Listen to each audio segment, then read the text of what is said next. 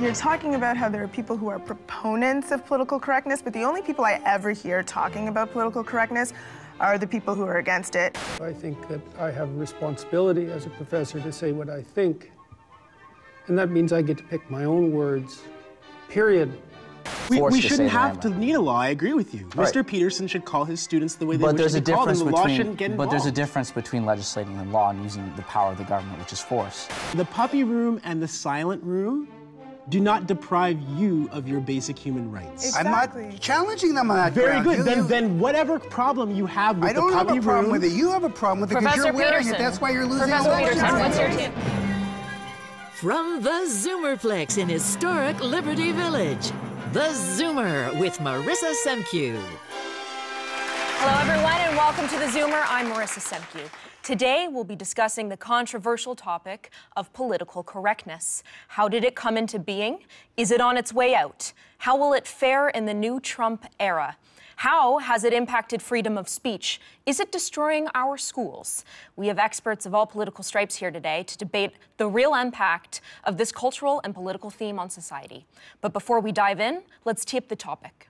It's an ideology that has gripped America, and a cultural theme that's inspired more polarized editorials than perhaps ever before. Proponents argue that the absence of political correctness would lead to incivility and indecency, while critics say that it's gone too far, pointing to incidents on college campuses like the banning of the word freshman because it's, quote, not gender inclusive. But this debate extends beyond the ivory tower. It loomed large in the 2016 U.S. presidential election. They have put political correctness above common sense, above your safety, and above all else. I refuse to be politically correct. Pundits and politicians alike fear that Trump's message to slip the bonds of PC rhetoric might actually resonate. Even Democratic presidential candidate Bernie Sanders made a shocking admission. I think he said he will not be politically correct.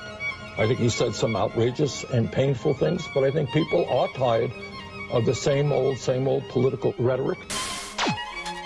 According to a recent Rasmussen poll, 71% of Americans think political correctness is a problem in America today, up from 58% 4 years ago. And how about north of the border? Numbers released from the Angus Reid Institute show that 76% of Canadians think political correctness has gone too far. Still, for many, PCism is not just a partisan position. It's a way of life. Okay, so let's set the stage for our audience. David, let me start with you. Can you, if you could, define political correctness?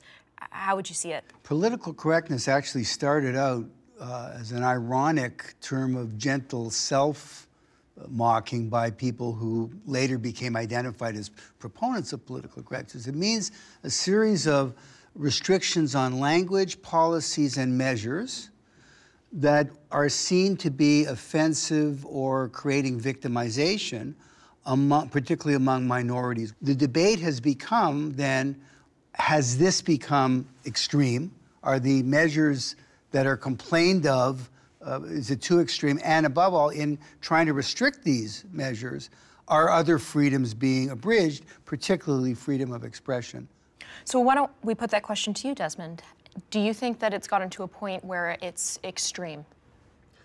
I think that political correctness means a lot of different things to different people. Well said.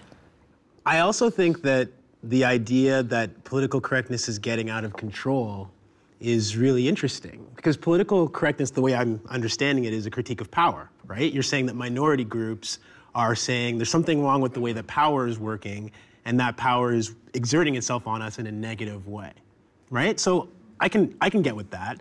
How could people who are saying power is exerting itself against me in a negative way be going too far?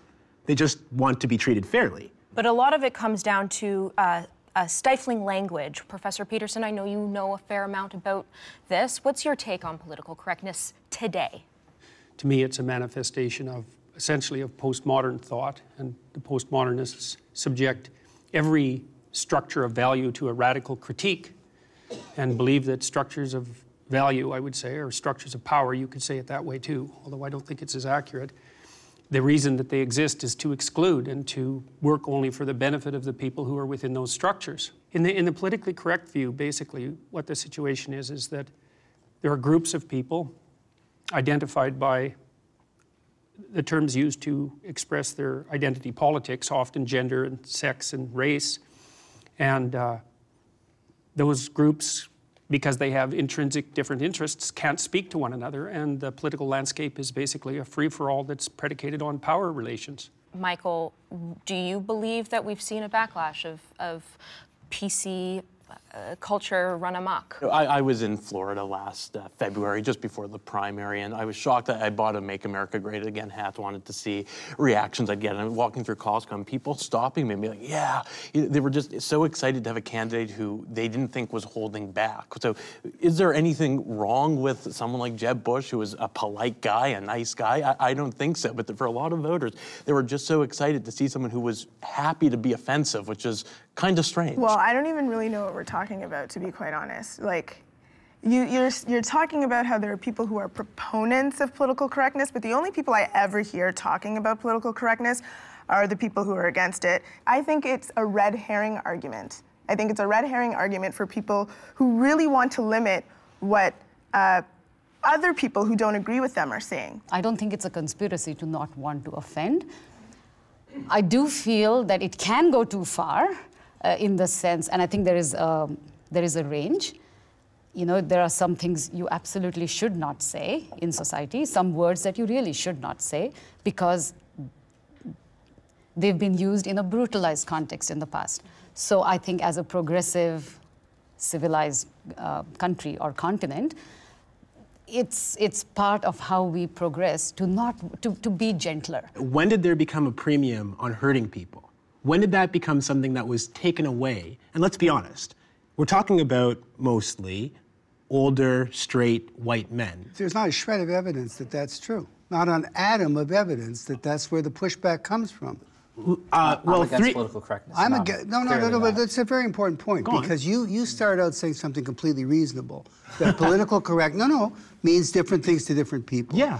We all agree that there are excessive examples that we can all laugh at and chuckle at. I don't agree with that. I just want to put that out there. All right, there's no excessive Who are the example. people who are coming up to you and saying, aren't you happy that Halloween costumes They are severely normal Floridians. Let's let David speak. I'd like to let David speak. Refer to specifics.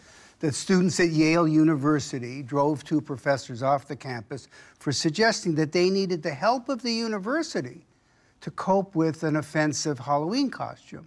There was a near riot on the campus. The master of Silliman College and his wife, a distinguished professor, forced to resign because the students it wasn't that they objected to the offensive Halloween costume, they objected to her suggestion that they were growing up enough to handle it without the university's help. That was a flashpoint issue for a whole host of racist things that students were experiencing on campus. So a number of black students got together, and it sparked a black student movement across the United States and Canada to say that enough is enough. If you won't talk about this particular issue where students were wearing blackface, which is a form of racial violence against black people, if you won't say anything to these students to say this is not okay, and you won't deal with all these other issues that we have brought up over the years, well, in fact, we are going to respond, and there's going to be consequences for what people do. And that brings me back to your point.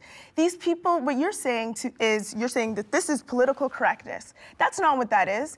People are responding to something that they disagree with. There are consequences to actions. If you sit here and you're wearing a hat that says, I agree with a man who calls Mexicans rapists, well, then maybe I will sit here and say, kick me out. And I don't support Donald Trump. I find that offensive and remove me, to you. Physically remove me. I will say, steal I my find property, that offensive steal my to property, you. And perhaps because that is what happened in many Calgary. other Someone's people property was stolen. will say that they Why also, is wearing a costume too violence? Feel that that is inappropriate. My big objection, I'll put my cards right on the table, isn't whether the initial cause is valid or invalid, it's that it isn't succeeding. It is hurting the people with serious causes by trivializing them on a sea of hurt feelings, victimization. Everybody's a victim of everything. Can I Therefore, say nobody's something a victim of anything. Nobody's. We're going to pick this up when we come back. That's what I think we should be zeroing in on. We're going to pick this up when we come back. We'll discuss the growing PC culture on college campuses. Stay tuned.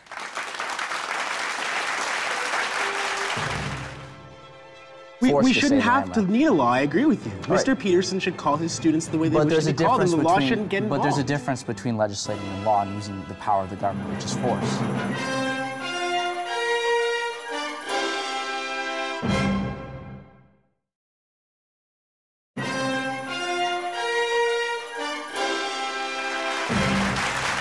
It's hard to believe how out of control the PC culture is. We're increasingly hearing words like trigger warnings, safe spaces, microaggressions, privilege. These are words that have gone from obscurity to common campus language.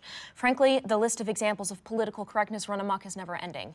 You can't ask anyone where they're from anymore. That's a microaggression, despite the fact that it might be perfectly innocuous. Words like man up, boyfriend, freshman are all part of a growing list of words that are forbidden. Professor Peterson, let me start with you. Do you believe that we are fostering, encouraging a society of snowflakes? Well, I see on campuses that people are increasingly allowed to exempt themselves from situations where their ideas might be challenged.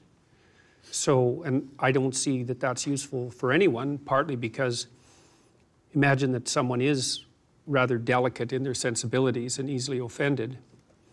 The most healthy way they can deal with that is to expose themselves to things that they're afraid of or hold in contempt, because it strengthens them. Do you think that there's a fear of maybe disagreeing, or a fear of criticizing perhaps a minority group?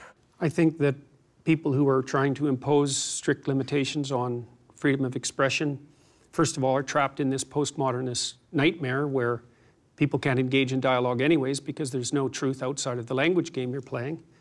And I think that they use their compassion as a disguise for intentions that aren't always good. Why don't you respond, Desmond? I'd love to. Sometimes there are things that can't be debated because there's no argument to be had. So in Professor Peterson's case, I know that he doesn't like to call people by the gender pronouns that they're interested in being called.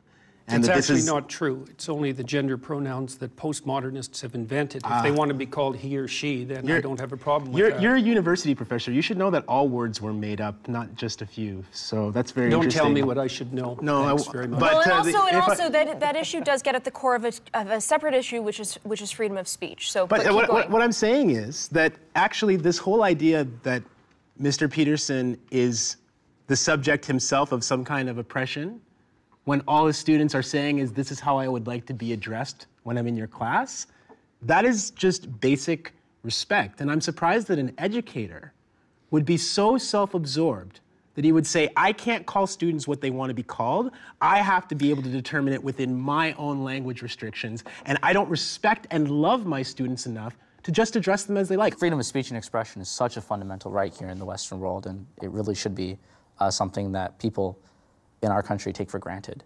Would you like it if I didn't call you your name? That's fine. The difference is... Just answer the question. No, I wouldn't like that. Why? But there's a difference between me saying I wouldn't like that and me legislating in law that you should be forced to say. We shouldn't have to need a law. I agree with you. Right. Mr. Peterson should call his students the way they wish to be called, and the law shouldn't get involved. But there's a difference between legislating in law and using the power of the government, which is force, to force people to say what you want to say. I'm under no obligation to address people in the terms that they choose. I know, that's your problem. No, neither are you. You don't extend universal love and compassion to everyone in your life, and you discriminate all the time. Well, that brings me to my second point, which is that you said that compassion is being used as a disguise. So you even have disdain for people who express compassion because they don't really mean it. And that is at the heart of this political... No, I have disdain for them because they think compassion is the only virtue. And it's not only not the only virtue, it's a vice in many ways. Compassion is not a bad thing, right? So it depends on the situation. No, sure, but no, perhaps I would disagree with that. I can give you an example. No, but I know.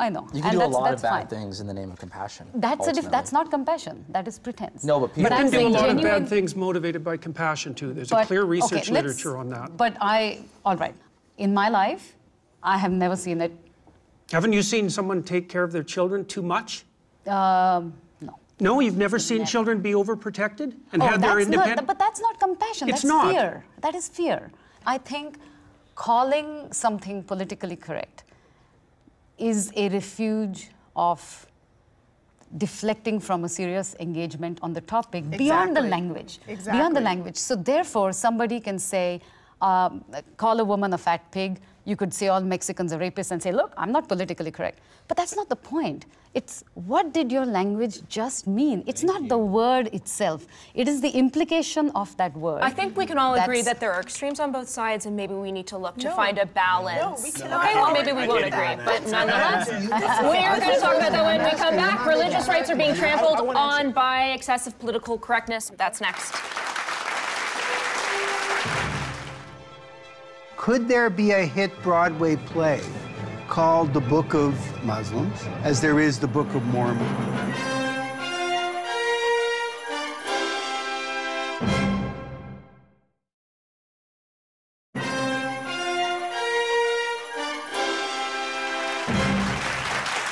Welcome back. We're continuing our discussion on political correctness. Now we'll talk about how this movement has trumped religious liberties, if it has at all. I think that there is a particular religion that is protected in the name of political correctness. You can't publish Muhammad cartoons. What do you make of that? So, look, I come from a country where we've had centuries of animosity with, I'm a Hindu, and with Muslims. In India, where I can speak about which I can speak with a lot of authority, 144 million people are Muslims, right? It's the second largest Muslim population in the world. And the fear is, oh my God, they're going to take over this country because they are breeding babies. And look at that. And you know, they are treacherous and they are backward and they treat their women so badly and they're going to take over. Meanwhile, the 800 million Hindus are also breeding, right? So there's no change in the demographic. What I'm trying to say is Islamophobia is not new. It's new to the West since 9/11. And it brings in this idea of these guys are terrorists. When we do something bad, there are some bad apples amongst us. When they do something bad, boy, they're all bad. Could there be a hit Broadway play called The Book of Muslims, as there is the Book of Mormon? I don't... Or is it, I'm asking, it looks to some observers like Christianity is paying the price. It's okay to dump all over Christianity. It's okay to sneer at Christianity. It's okay to have an art exhibit at the Metropolitan Museum of Art with a crucifix inside a bottle of urine. It's okay to mount a play on Broadway that vilifies one particular religion of Christianity. Are we overcorrect? Because that, to me, goes to the heart of the political correctness problem. What do you think about the cartoon issue? I'm very ambivalent about it. I'm very ambivalent because I know it is a sensitive issue on, is it okay to portray Islam in a certain way? And I would say most Muslims it's will say criticism no. that's the issue. David, you talked about well, the thing is, for a lot of people, they don't see the difference between criticism and insult. Right, they certainly don't. But could you have a play called The Book of Muslims? So can I answer that? It seems like you're talking about consequences, and the consequences for the Christians is that their culture is challenged in really vigorous ways, and the consequence for Muslim people is that they die. Not in America. But we should challenge the Islamic culture. No, what do you mean not in America? Point, yeah. What do you mean not in America? Well, there's a number greater than zero, but it's not the same as But plenty of Christians dying in the Middle East. Christians are being completely stomped out of the Middle East. They've been completely stomped out of the Middle East. There's a mass genocide going on with Christians. But I'm asking, I live in Canada. We live in Canada, and we've been talking also a lot about the United States, have we not? So when Trump signs an executive order around abortion, who is he appealing to?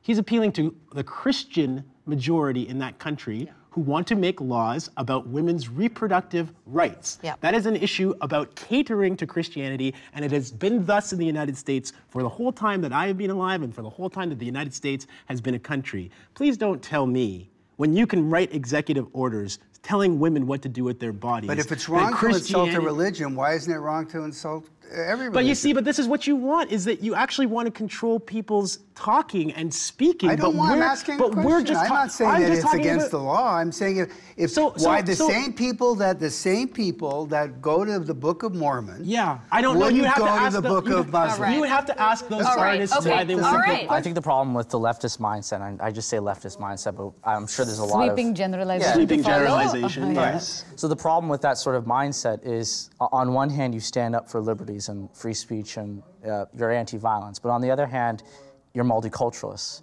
and you want to support multiculturalism. I don't believe in multiculturalism at all, actually. Okay, but you want to support not being hateful towards a minority group. Don't you? Yes, of course. Great, we agree. But those types of personality, that type of mindset, it stifles debate over real criticism of Islam. No, what we should be doing. So if you have a criticism of Islam, a real criticism of Islam, because there are a lot of problems within the Islamic world, and there are links to the Islamic doctrine. But we were just talking about Christians. Yes. How did this happen? And that's the thing. There's also a lot of problems within Christianity, and we could talk about these problems. We could talk about people.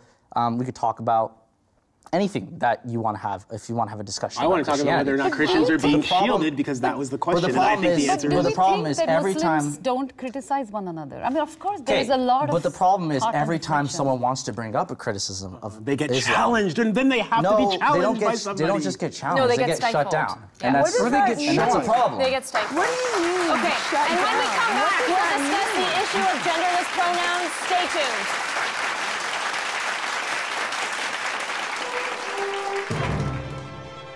If you refuse to use someone's preferred pronouns, which is what they're called, which can be pretty much anything they choose, by the way, then at least in principle you can be accused by the Ontario Human Rights Commission itself of prejudice.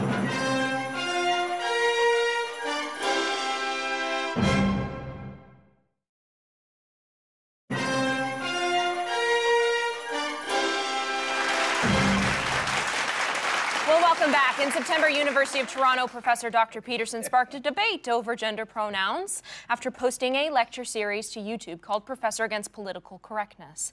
We're making a radical mistake embodying a social constructionist view of identity, and I would say a primitive and malfunctioning view, into the law. And we're privileging a particular form of ideological viewpoint. So at the core of this debate is freedom of speech. Well, this is worse than that, because at the core of this debate is the fact that much of what's taught under the name of biology in universities is now of dubious legality. There is a reasonable belief that refusal to use these pronouns could constitute hate speech. Would you agree? Yes. I mean, that's written into the law, essentially. If you're required to use them or asked to use them and you refuse, you can use the person's name, according to the Ontario Human Rights Commissioner. But yes, if you refuse to use someone's preferred pronouns, which is what they're called, which can be pretty much anything they choose, by the way, then at least in principle you can be accused by the Ontario Human Rights Commission itself of prejudice and hypothetically, you know, it's hard to say where that'll bottom out in terms of hate crime. Where do you stand on this? Should it constitute a hate crime? I think that, as I said before, if you respect somebody and you care about them, calling them the way that they want to be addressed is actually the smallest, most basic respect. Agreed. Should it be enshrined in law? I don't actually think that this conversation should rise to the level of law, no. I think that, again, as I've said, Mr. Peterson has made a really self-centered argument about his rights being infringed when all his students are saying is, when I come to your class, could you please call me this? His rights are being infringed, though. It's actually, well, I was thinking more than, I was thinking more yes, than he can, but we've been talking, and he does, and we've been talking about how the University of Toronto has responded to that with sanctions. The University of Toronto is not the government, it's his boss. Well, I mean, just based off of what you said, it sounds like you are ideologically on his side, but you might not you might disagree with it. I'll tell you what I disagree with. I disagree with somebody who's in education not respecting their students by calling them their name. And so do you agree with legislating respectfulness? In some compassion for that matter. Well, we don't have to. That's compassion. Our definition run of what amok. constitutes respect Exactly differs. What he said. Yes, I know that. I would agree with that actually, but so at the University of Michigan State, when they Michigan, when they submitted a questionnaire at the beginning of term on what would you like to be called, one student wrote in, Your Royal Highness. Should they call him that? Does he have the right to have his professor call him Your Royal Highness? So you're saying that nobody should have... I'm not saying anything. I'm just asking a simple question. Okay, so... No, of course you wouldn't call him Your Royal Highness. You said, get out of here. No, but I'm asking, why are you asking the question? Because that's a ridiculous example of the logic that you're presenting. It's a suggestion that because of this one ridiculous example, which we know is ridiculous and can respond to it in the way that it needs to be. With the derision it deserves. With the derision that it deserves, exactly. Yes. Means that we cannot respect people. Not at all. That's outrageous. And I want to say again, it bespeaks the larger problem that we're going to get to is this thing keeps pushing into other territory. The consequence of this, right? The consequence of not, because what's happening here is that there's an argument about language that is really about not recognizing people's humanity, their dignity, and their right to really exist. That's what this is about. And there is an epidemic of trans people being murdered in hate crimes. Yes. Actually, this is a serious problem. I think this is and it's discussions like this that people point to justify these things. I disagree. There are 31 really there are 31 frustrated protected about that. identities in the state of New York. Is it reasonable to expect that each one of these protected identities would use its own pronoun? And should we be expected to adopt those pronouns? I think it's possible that this entire conversation, this entire debate is a little bit ahead of its time. And sometimes there has to be a clash. I think we owe more to Dr. Peterson, to Professor, Jordan.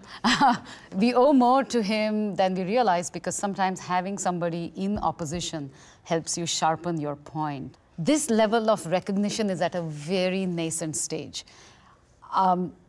I don't think it's too much to ask someone what pronoun you would prefer, and then to remember it at that point just as much as you remember somebody's name, and you might forget, the next moment. I'm actually not required to remember anyone's name. You're okay.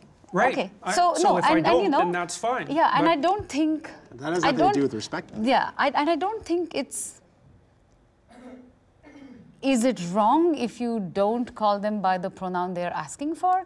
I don't think there's an absolute answer there.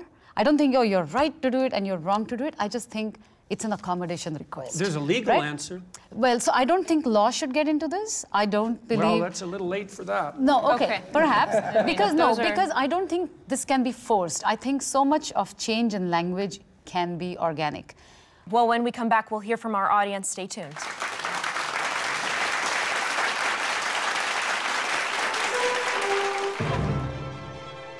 So I'm wondering, in this balance, why is it so hard to call somebody by the name that they want to be called, if you know that on the other side there could be real consequences?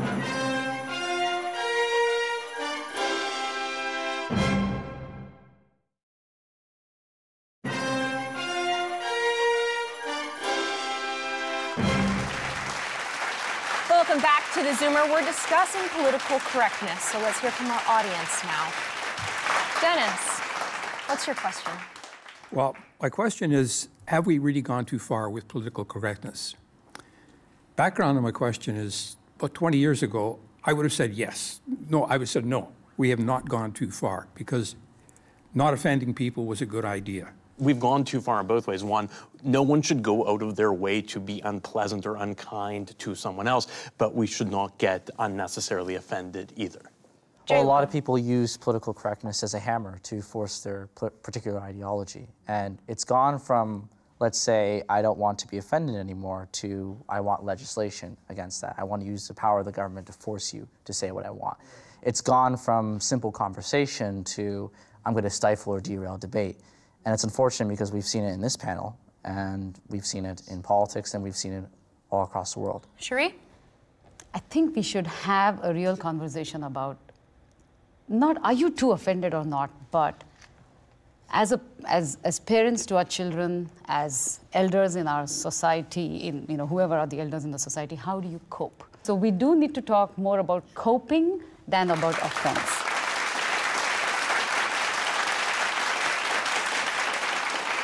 This is a really interesting discussion today, and I'm hearing two things. One is that there are very real ramifications for the language that people use in terms of dehumanizing people, and that in dehumanizing people, they could be the subject of violence, they could be targeted, and they could actually be killed. And then on the other side, I'm hearing sensitivities, that people don't want to be confronted or be told what to say or do, and they don't like hearing the consequences of the judgment from others, from their peers, from their workplaces. So I'm wondering, in this balance, why is it so hard to call somebody by the name that they want to be called if you know that on the other side, there could be real consequences, and on your side, there could be consequences, but it's only focused on yourself. People have accused me of putting forward a selfish argument and being concerned with my own well-being, let's say. And see, I think that that's not the issue. I think that I have a responsibility as a professor to say what I think. And that means I get to pick my own words, period. And now we have legislation in place that's demanding that I use a certain set of linguistic terms, and I don't agree with them, not even a bit. And it has very little to do with the transgender population, many of whom, by the way, I've received letters of support from. So this has nothing to do with respecting people in some intrinsic manner. It has to do with who's going to exert control over not only the contents of my speech, but also the contents of my conscience. And it's not my right that I'm concerned about. I'm concerned about my responsibility to say what I think.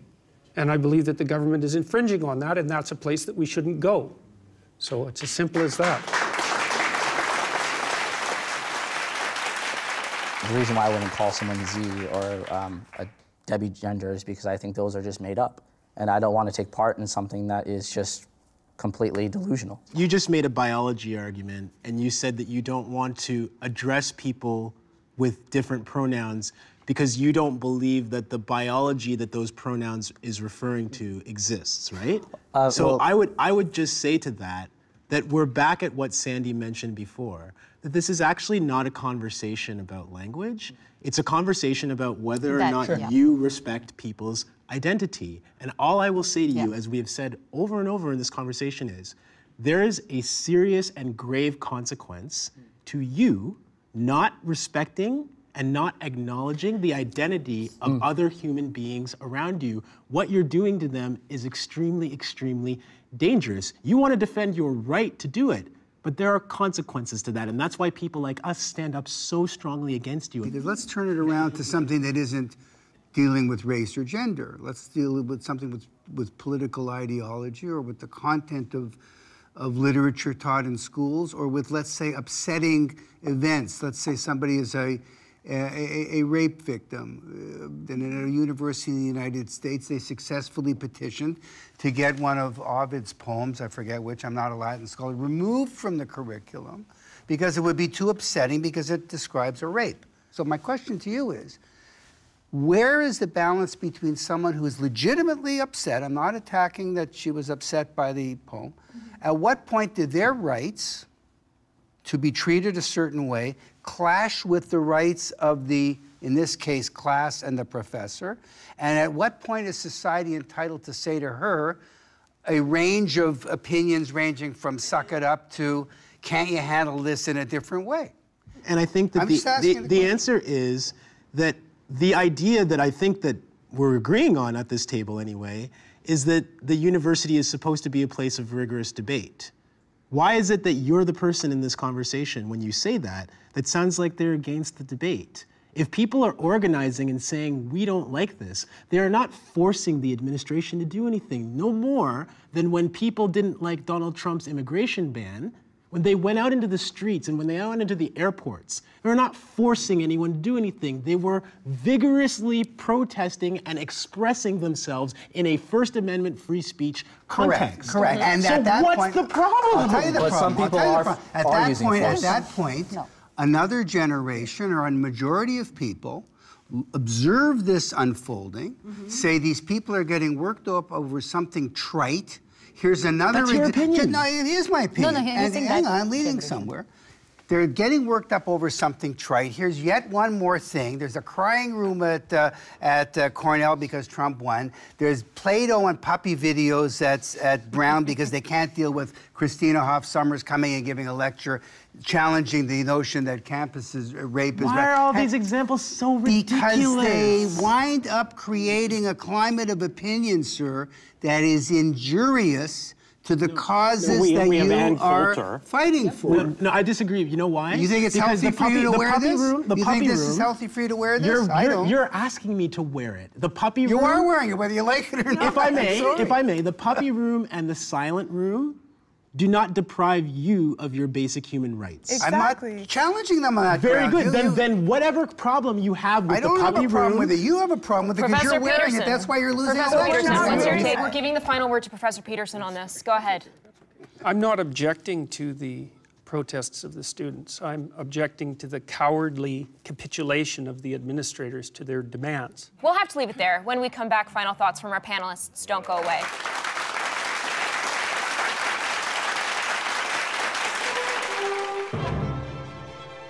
Western civilization has a lot to offer, or it has a great global appeal when it is progressive.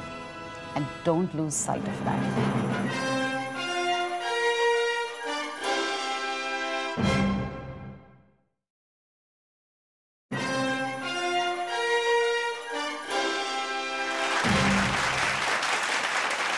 Welcome back. We'll hear final thoughts from our panelists now. And Desmond, we'll start with you.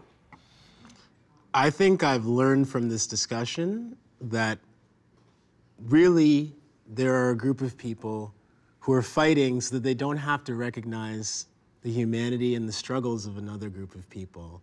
And if me opposing that is what people call political correctness, I will happily wear that label, but I will never myself be silenced into telling people that it is important to stand up for trans people's rights. It is important to stand up for black people's rights. If that is political correctness, label me politically correct. Sandy? I continue to believe that political correctness doesn't exist. The only time you hear from it is from people who say that they don't agree with it. There's nobody else who is claiming to want to be politically correct. It is only used when people want to suggest that people shouldn't respond to them. There shouldn't be consequences for things that they say. Cherie. I think I'd like to be hopeful. I'm fairly new in the fight about anti-racism, and I still have hope.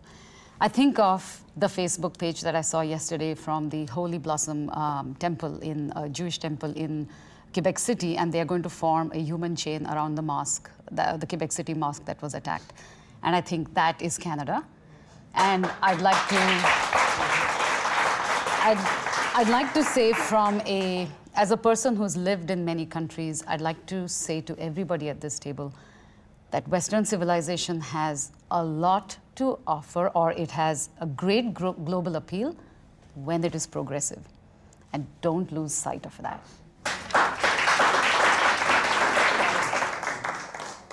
All I really have to say in these final thoughts is that it's a shame that we have entire segments of society who want to police language, not only legally, but socially as well. And it's a shame that we're even having this conversation. We did not look at this from a generational point of view. I'm the oldest person, obviously, on the panel. I'm a baby boomer. And when I was growing up and we were all rebellious college students, our issues were civil rights in the south of the United States and the Vietnam War. We were never confused about whether we had achieved the outcome yet, and we kept going and going and going. I believe that the plethora of causes that are raging across the campuses and get the headlines undeservedly, because, you know, the weird stuff is what gets reported, are trite, are trivial, and they distract from meaningful issues. You mentioned transgendered. I have a transgendered relative. Civil rights, racial rights, I think they are a distraction. I think whether you think you're wearing them or not, you are. They distract attention and they create a gap between the generations where the older generations who are incredibly concrete. Did we get there? Did we achieve it? What we're seeing now is a lot of virtue signaling, a lot of everybody's a victim, so it becomes harder to distinguish the real victims. Everything's an outrage, so it becomes harder to see the real outrages. And I think the real danger of politically correct is it diffuses the real problems and buries them under an avalanche of trivia. And I do hope it goes away. I made 3 videos back in September, trying to sort my thoughts out about these matters, and one of them concentrated on a line that we crossed in Canada that I think was a mistake, and that was putting in place legislation that required the content of speech. It wasn't limits on what you could say. It was requirements about what you had to say.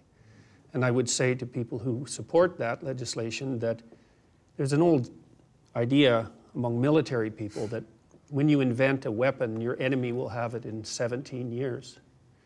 And so if you put a restriction on, if you force speech of a certain type, you can be absolutely sure that those sitting across the table from you, who are your opponents, will force exactly the same thing on you in no time flat. And it seems to me that that's a very bad place to go. Michael. You know, look, I think it's sad to look at universities across Canada the last number of years and see both from the left and the right, and you see students who want to protest different policies about Israel who are shut down and called anti-Semites. You see students at Mount Royal University in Calgary being physically removed and having their property misappropriated because they're wearing a Make America Great Again hat. And you have students in the University of Ottawa who would love to see Ann Coulter, the same people that keep her on the bestseller list for each and every one of her books, who have that opportunity taken away from them because she offends a few other people. I hope we can all be nicer, but also be less offended. All right, well, thank you to my panelists, to our audience in studio, and to those of you at home, thank you for watching. It's time to zoom out.